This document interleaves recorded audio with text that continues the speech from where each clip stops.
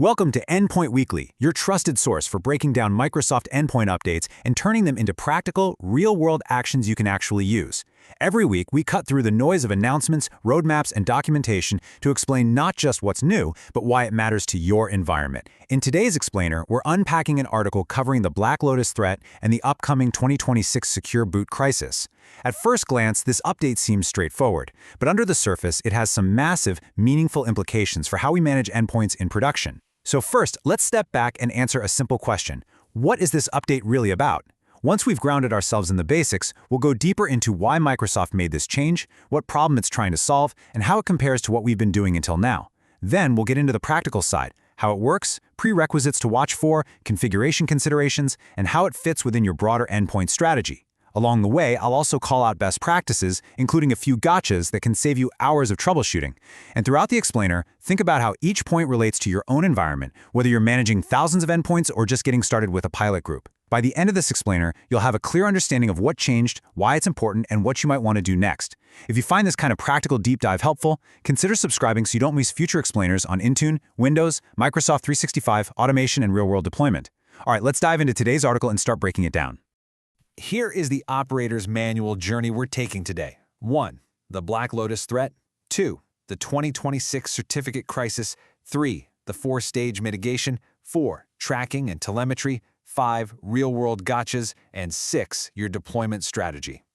Section 1. The BlackLotus threat and understanding CVE 2023-24932. To really get this threat, we have to talk architecture. Think of Secure Boot as the bouncer built right into your computer's UEFI firmware. Before Windows is even running, this bouncer checks the cryptographic ID of every single piece of startup software. If you're on the approved list, you get in. If you're on the forbidden database, the DBX, the boot sequence just stops right there. Now, what's wild about BlackLotus, that's a bootkit tracked as CVE 2023-24922, is exactly how it sneaks past. It doesn't try to forge a fake ID or break the RSA cryptography. No way. Instead, it swaps out the current Windows boot manager with an older, known vulnerable version that still carries a perfectly valid, genuine Microsoft signature.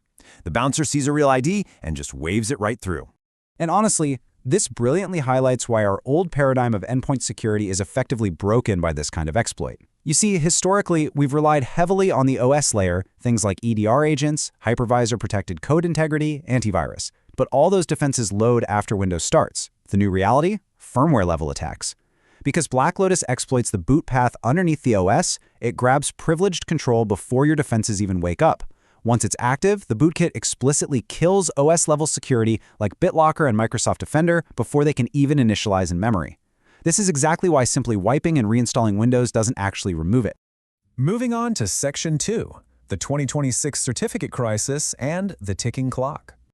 Okay, so 2 foundational Microsoft certificates have authorized basically everything during startup since Secure Boot went mainstream back in 2011. And here's the absolute kicker. They expire in June and October of 2026. Now, because firmware doesn't check calendar dates during the boot sequence, your computers aren't going to spontaneously fail to boot in 2026. But Microsoft will literally lose the cryptographic authority to sign new boot components or authorize new revocations. We're talking about a massive signing pipeline freeze. So why the sudden panic now? It's because this timeline aggressively accelerated. What was originally planned as a nice, slow, multi-year cryptographic transition for those 2011 keys got totally upended by the BlackLotus exploit in 2023. To fully neutralize BlackLotus, Microsoft has to explicitly ban or revoke the old 2011 certificate. But if they do that before the new 2023 certificates are universally deployed everywhere, it would instantly render any unpatched system completely inoperable. All right, Section 3, the 4-stage mitigation and fixing the architecture. Because messing around with firmware variables can literally break your hardware, Microsoft engineered a very strict, multi-phase mitigation sequence, which is governed by a specific registry bitmask. Stage 1 injects the new 2023 certificates into the firmware. Stage 2 transitions to a new boot manager signed by those new certs. Then, Stage 3 pushes an update to the forbidden database, explicitly untrusting that old 2011 certificate. This right here is the point of no return. Finally, Stage 4 enforces a firmware-level anti-rollback counter using a secure version number. Now, I really need to call out a pervasive misconception I see all the time. Simply seeing the 2023 certificate on a device does not mean you're protected. You are not. Until Stage 3 and Stage 4 are physically committed to the system's non-volatile RAM, your device is still fully susceptible to a BlackLotus downgrade attack. Section 4. Tracking and telemetry for managing fleet rollouts. Here is some insider advice if you're managing thousands of endpoints. Modern MDM platforms, like Intune, often just check for the installation of the 2023 certificate. As we just talked about, that's going to generate false positives for your overall BlackLotus protection. To fix this visibility gap, administrators really have to leverage ConfigMgr by surgically modifying the configuration moth file to track these exact registry values. You'll want to watch for available updates to drop from 0x5944 down to 0x4000 after multiple physical reboots. Plus, you absolutely need UEFK 2023 status to say updated. Setting it up this way transforms siloed registry data into a centralized, queryable SQL database, so you can actually build targeted dashboards. Let's look at how this builds into forensic diagnostics. The registry gives you a macro view, but the TPM WMI event logs, that's where you're going to do your real troubleshooting. If you see event ID 1802, stop immediately. It means you've hit a hard-coded firmware limitation, and Microsoft has temporarily paused the update for that chassis. Forcing it will likely brick the machine until you can get an OEM BIOS update. Now, 1803 means your platform key is missing, which is a huge headache for virtualized environments. But if you see event 1808, celebrate. That's your definitive proof of a fully secured device where the vulnerability is structurally closed. This brings us to Section 5, Real-World Gotchas and Collateral Friction. Welcome to the minefield. VMware vSphere VMs created on older ESXi versions are provisioned with a null platform key in their virtual NVRAM by default. That is a fundamentally broken trust chain. So when the scheduled task tries to update, it gets rejected right away, halting at stage 1 and throwing that 1803 error we just talked about. Fixing this requires a highly manual workflow to inject a valid PK. But listen to me, here is the critical warning you cannot ignore. Altering secure boot variables fundamentally changes the platform configuration measurements inside the TPM. If you reboot a VM using BitLocker in conjunction with a virtual TPM without explicitly suspending BitLocker first, the OS will lock you out and demand a 48-digit numerical recovery password. It gets even thornier when we look at bootable media and Linux. Pushing the Stage 3 DBX revocation creates immediate catastrophic hazards for imaging pipelines like WinPE, PXE servers, and Semantic Ghost.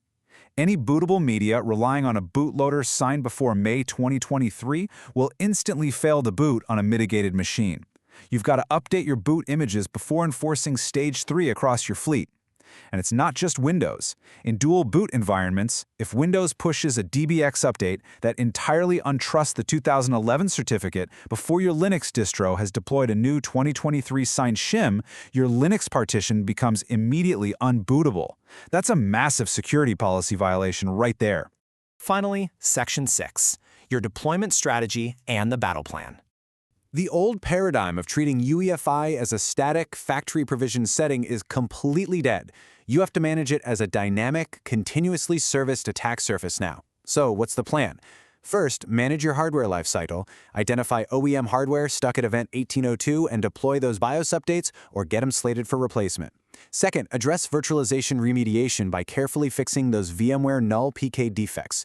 Third, ensure infrastructure sync by re-signing PXE servers, WinPE environments, and automated imaging sequences. And finally, BitLocker safeties. Make absolutely sure your recovery keys are actively escrowed Active Directory or Microsoft EntraID before you initiate any deployment triggers.